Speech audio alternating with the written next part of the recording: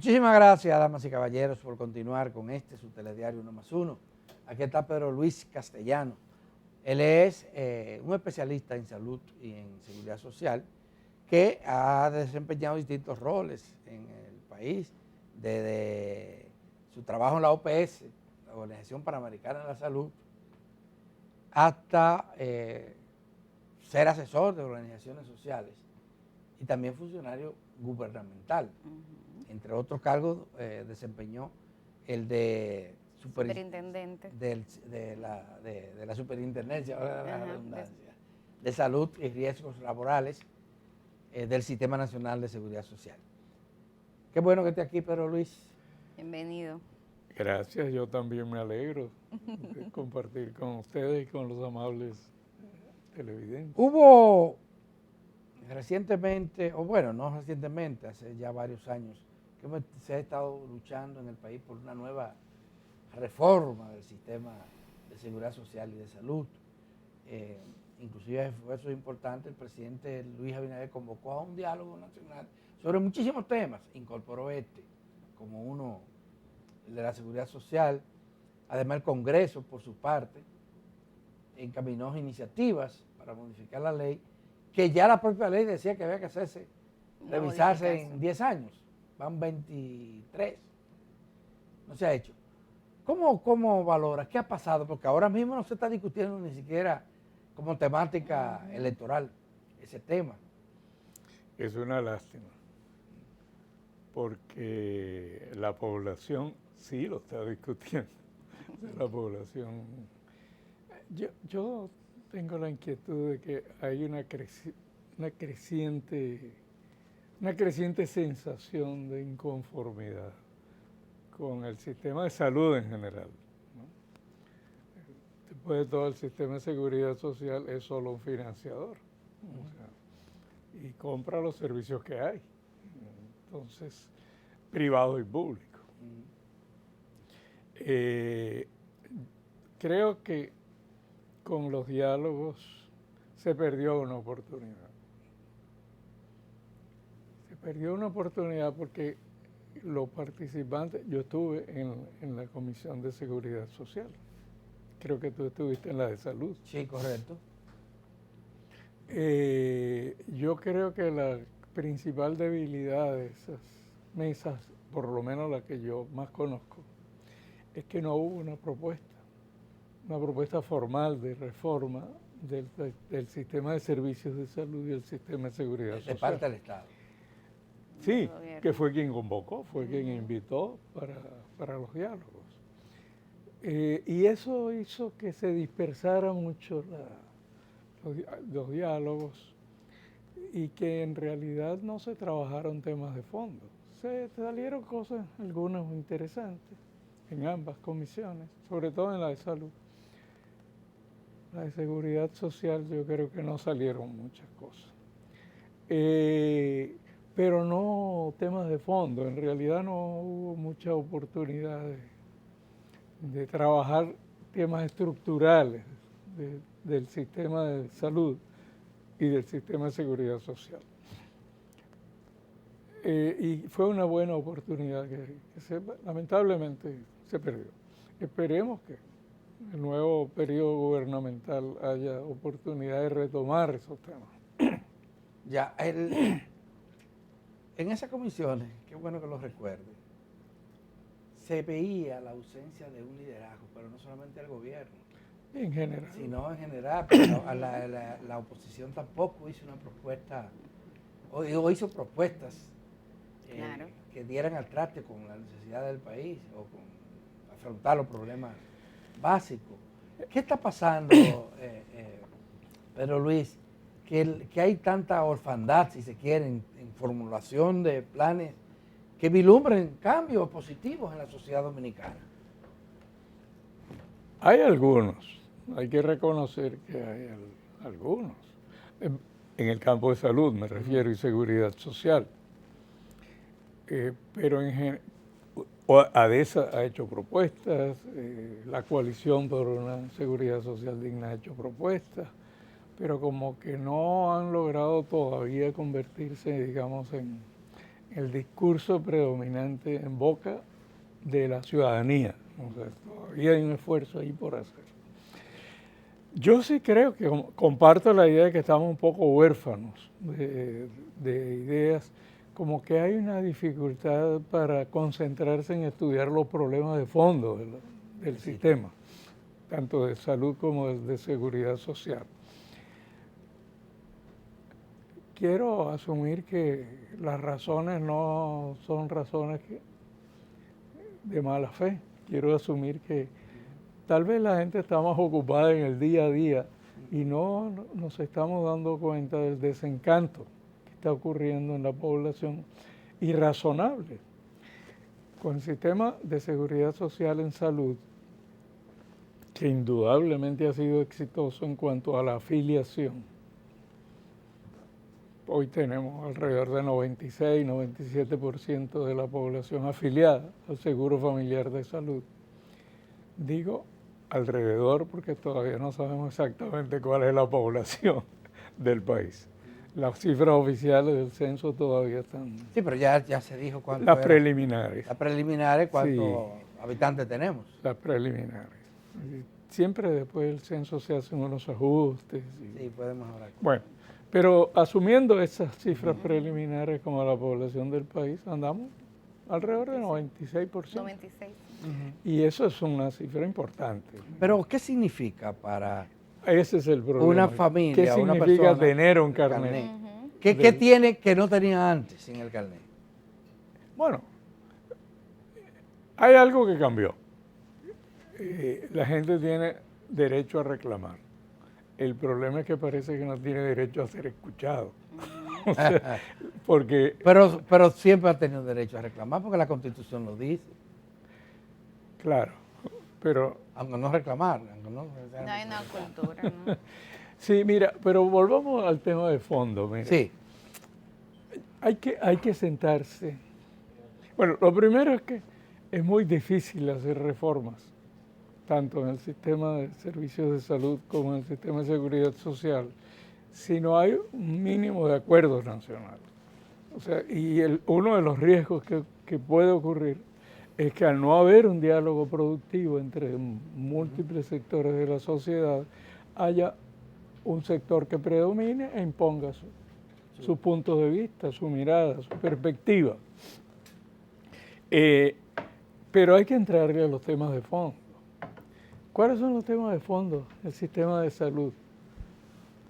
Bueno, en general lo que más molesta a la población es el gasto de bolsillo, el gasto familiar y el gasto de bolsillo. Pero no es solo eso, también la discontinuidad de la atención. O sea, una persona que tiene una patología crónica tiene que andar deambulando de un lugar a otro, de un especialista a otro, etcétera. No hay rutas establecidas, digamos, de atención integral. Y el gasto de bolsillo y el gasto familiar, que son los que más hieren a la población, pero a lo mejor hay muchas otras cosas que la población no nota, pero la realidad es que el impacto sobre el perfil de salud de la población ha sido muy tenue, digamos. Seguimos teniendo una elevada mortalidad materna, la mortalidad neonatal está subiendo, seguimos teniendo una frecuencia de hipertensión y de diabetes hipertenso alrededor del 40% de la población, diabético alrededor del 13%, pero la mitad no lo sabe y lo va a saber cuando tenga complicaciones. Sí, cuando sea Es muy decir, tarde. no estamos dando respuesta a los problemas de salud de la población, los que son realmente los accidentes, los traumas, se han convertido en una epidemia en el país. El cáncer, que los niveles Los de pacientes de son cáncer bastante elevados deambulan ya de hoy. un lado a otro Deambulan. tratando de conseguir oportunidades para ser manejados de manera integral. Afortunadamente los trasplantes renales se están cubriendo 100%, pero el problema es el número de personas con insuficiencia renal crónica, muchas de las cuales son evitables con un buen sistema de servicios de salud. De prevención también. Claro. Bueno, esos temas no los estamos discutiendo. ¿Cómo reducir el gasto familiar y el gasto de bolsillo? ¿Cómo reducir? Bueno, el principal gasto familiar y de bolsillo son los medicamentos. Cuando uno estudia una cobertura cómo limitada se descompone, y caro. Hay un problema del nivel de cobertura financiera que tiene el sistema de seguridad social, y eso es verdad. Pero también hay otro problema, que es que los precios de mercado, o sea, el sistema de seguridad social compra a precios de detallista. Los afiliados tienen que ir a la farmacia, compran a los mismos precios que cualquier otra persona afiliada o no. Y estos precios han crecido mucho, de manera incontrolada. Y sin controlar, sí, sin incontrolada. Control. Nadie lo controla. No hay regulación ahí. Pero hay cosas que se pueden hacer. De hecho, hay experiencias internacionales. Tal vez no con todos los medicamentos, pero por lo menos con aquellos que pesan más en términos del impacto sobre salud y del impacto sobre el bolsillo de las familias. Sin necesariamente llegar a una situación drástica de regulación de precios por el Estado, etcétera. Hay mecanismos. La Seguridad Social podría establecer precios de referencia, como han hecho algunos otros países. Podría establecerse un mecanismo que, como hizo Colombia y México, tiene un mecanismo que rastrean los precios internacionales y no permiten que les pongan precios por encima de los precios de los países que tienen mayor capacidad de pago en el mundo. Hay cosas que se pueden hacer para mejorar. También con una ley de acceso universal a los medicamentos esenciales se podría garantizar, por un lado, la disponibilidad de diversidad de productos para una misma molécula. Desde los con marcas hasta los llamados genéricos, hasta los con marca pero que son genéricos que se producen en el país. O que se comercializan en el país. Pero eso tiene una condición, y es que el médico, cuando prescriba, tiene que escribir no solo la marca que él considera, sino el genérico, sino el contenido, la molécula principal por la cual está prescribiendo ese producto. Eso, muchos países es así. ¿Por qué es importante eso? Porque de cada molécula... ¿En América Latina se practica en algunos países? ¿Cómo? En América Latina hay países... Sí, claro. ¿Cómo cuáles? Mira, yo, por ejemplo, estudié en Venezuela medicina. Yo recuerdo que era absolutamente prohibido prescribir por marcas. Había que prescribir por la molécula. Pero hay muchos, o sea, en Chile, en Argentina, en Brasil, México, dentro de los sistemas de protección social, tiene que ponerse la molécula por la cual se está prescribiendo. Eso tiene la ventaja de que por cada molécula, sobre todo las de uso más masivo, hay 8 o 10 marcas en el mercado. Y en muchos casos, aceptemos que hay algunas que a lo mejor el médico no quiere que su paciente utilice. Pero en muchos casos hay por lo menos 3, 4, 5 marcas. Estoy hablando de los medicamentos de consumo masivo y reiterado.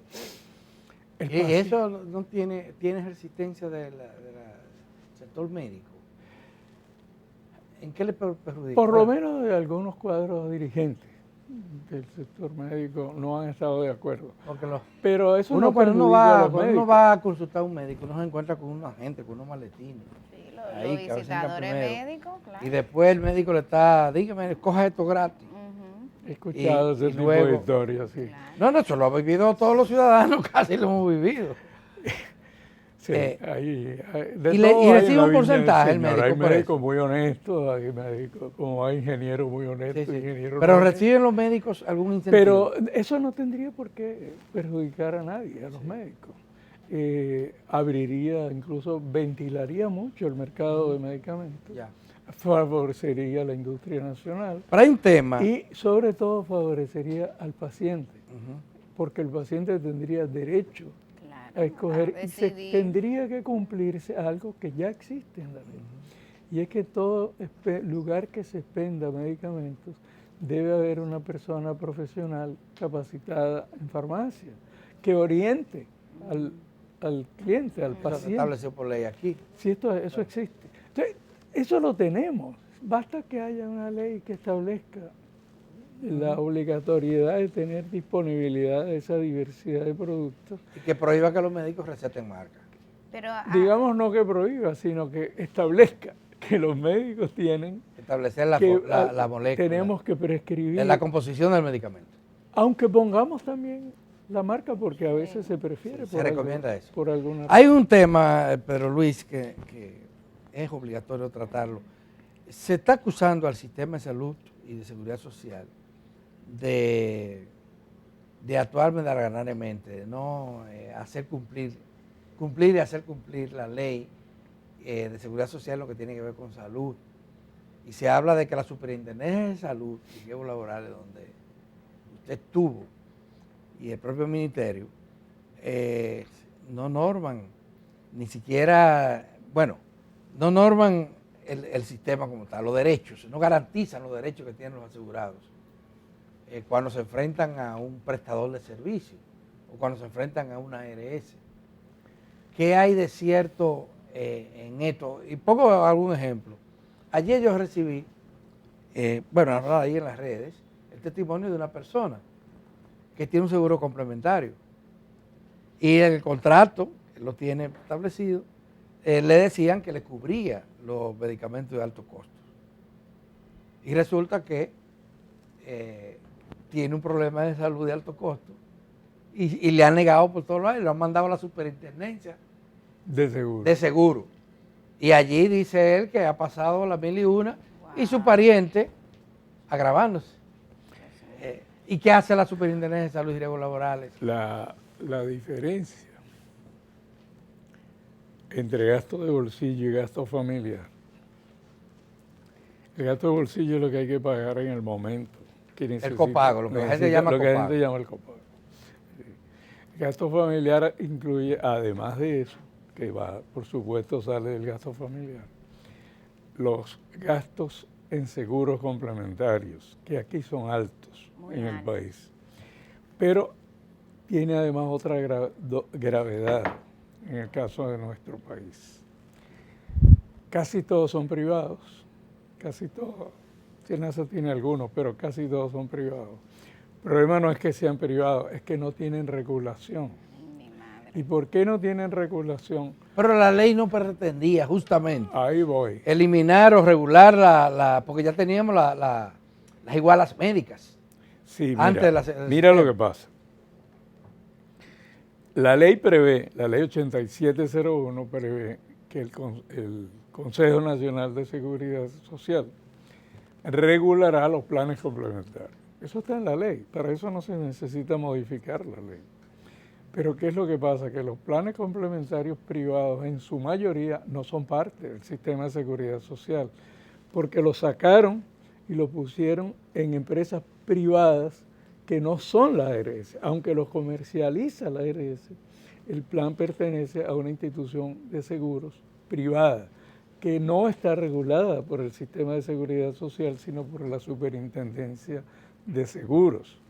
¿Qué pasa? Que la Superintendencia de Seguros, esa no es su vocación. Regular coberturas de salud requiere una capacidad técnica. Una especialización. Y no tiene un organismo especializado en eso. Que no la tiene. Entonces, esa es otra medida puntual que sería clave. Que se aplique la ley y se establezca que los planes complementarios de medicina prepagada, independientemente, pero Luis, espérate para terminar esta idea, independientemente de quién los produzca, tengan que ser registrados en el sistema de seguridad social, por dos razones que se pueden argumentar. Una, para que no se repitan las coberturas entre el plan básico y el plan complementario, como ocurre en muchos casos. Y dos, para que no compitan en contra. Porque ¿qué es lo que ha ocurrido? Que se han vuelto, ya no son complementarios voluntarios, se han vuelto obligatorios. Por la precariedad, por el incumplimiento de la ley en lo que tiene que ver con el plan básico. Okay. Que no ofrece todos los servicios que están establecidos en la ley. Bueno, ese es el otro elemento clave. Hay muchas cosas que hay que reformar. Por eso digo que tenemos que ponernos en eso. Sí. Y el tiempo pasa y la población, la insatisfacción crece. El catálogo de beneficios, de cobertura, el Seguro Familiar de Salud, si recordamos, no era el plan básico de salud. Había un plan básico de salud. No era el que La ley establece que debe haber un plan básico de salud. Y cuando empezó el Seguro Familiar de Salud, que comenzó por el régimen subsidiado, se elaboró un plan básico de salud, bastante bueno para la época. Claro, el país ha cambiado. Sin embargo, hay que recordar que un sector del país se opuso tenazmente a que comenzara el régimen contributivo. Y aun cuando el subsidiado comenzó en el 2000, fines del 2002, comienzo del 2003, por el sur, ustedes lo deben recordar, sí. El régimen contributivo no arrancó sino en el 67, en el 2007. 2007. Porque hubo una, 5 años después. Una oposición tenaz de un sector a que se iniciara. Para que se iniciara, el argumento principal, yo estaba ahí, el haber tenido la suerte de una vida llena de años, me permite haber vivido muchas experiencias de la historia del país. Para que el argumento principal que se daba por el sector que se oponía era que no se conocían los costos real, la frecuencia de uso, de demanda de cada una de las coberturas y los costos reales. Entonces se llegó a un acuerdo para que por un año se aplicara un catálogo de beneficios. ¿Cuántos años van? El acuerdo fue el 19 de diciembre del 2006. 19 de diciembre del 2006. 18 años entonces. Yo estaba ahí. Al 2024, 18. Pero Luis, se no terminaba el tiempo. ¿Qué ocurrió? ¿Qué se quedó? Ay, Dios instaló mío. Y se quedó y no se puede muy bien. Y ese catálogo no es un catálogo como la ley lo indica. Wow. Ese catálogo es un catálogo como si fuera una aseguradora privada. O sea, un catálogo de procedimientos y de medicamentos. Sí. Ese es el catálogo.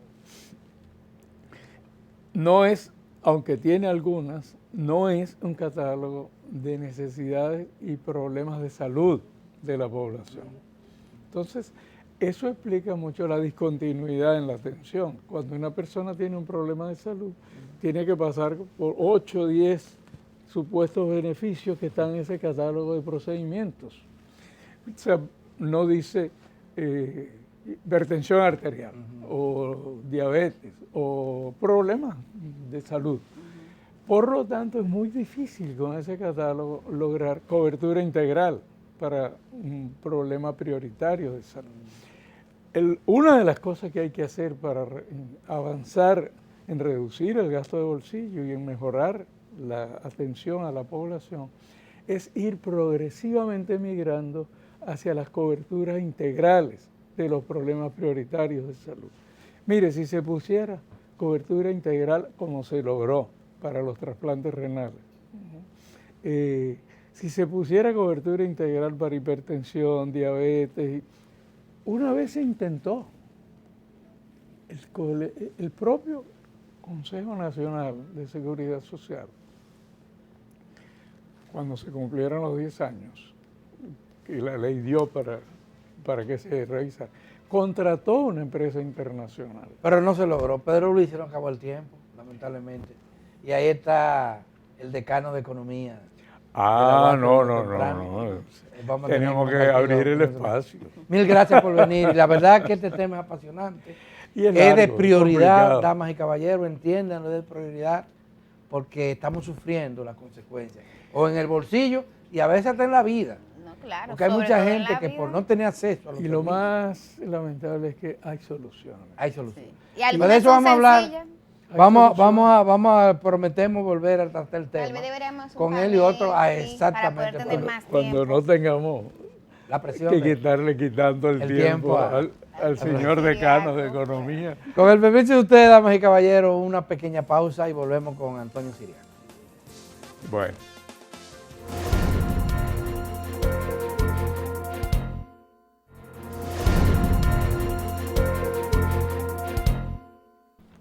Bueno, vamos a regresar de esta pausa básicamente para despedir el programa de manera formal, agradecer su sintonía y anunciar que el segmento del profesor Antonio Siriaco lo vamos a tener mañana como entrevista en primer plano aquí en Uno más Uno. Sí, Una porque novedad hoy nos ahí. pasamos de contento con el tema Sí, anterior. Sí, sí.